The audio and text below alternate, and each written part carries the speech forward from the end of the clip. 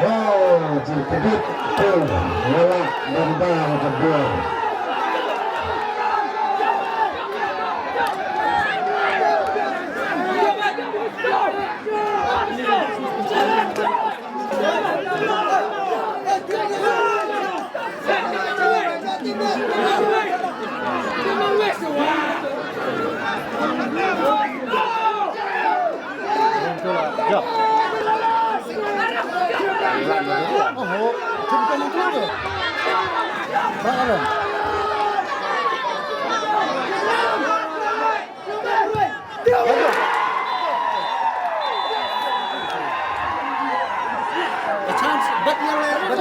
Ada magkuhan dyan kay Jinisyon Kamang Pio Kalalong ka-champion na nakalago dyan kami dyan ka East and West Football Club Arajar Arpusan.